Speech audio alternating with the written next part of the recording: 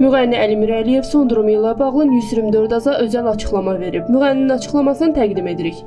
Dünən mən həyətdə yıxılmışam. Çanaq sümüyümdən apardı axşam rengənə məni. Dillər görək ki, sınıq var. Əməliyyat olmalıdır belə elə. Sınmaq olar deyir də. İndi bəlkə bizim də kanal, işlədiyim ailə kanalı rəhbəri danışırlar da, travmatologistidir ora. Ora aparsınlar, yerləşdirsinlər. Oradakı həkimlər böyle belə aparaturla da onların müasir aparatlardır. Dəqiq bilsinlər ki, bu sınırdır və yaxud da ki, bərk əzilib və yaxud da dartınıb. Dəqiq olandan sonra bilinəcəkdən alanlar.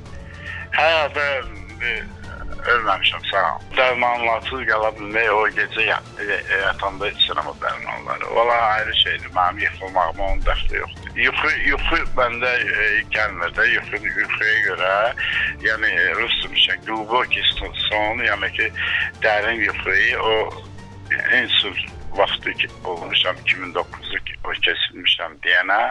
Ondan sonra mənim dostum var, nevropatolog, o mənim ağzına işləyib bütün dərmanlı. Bugünə cənlə onları qəbul edirəm, o dərmanları ki, yataqdan qabaq ki, mənə bir saatdan sonra yuxu gəlir. Özüm avtomatik gedib uzanıb yatıram, bu belənci. Yoxsa ki, dərman içməsəm mən yatmayacam, səhərləzən gözlərim ayıq.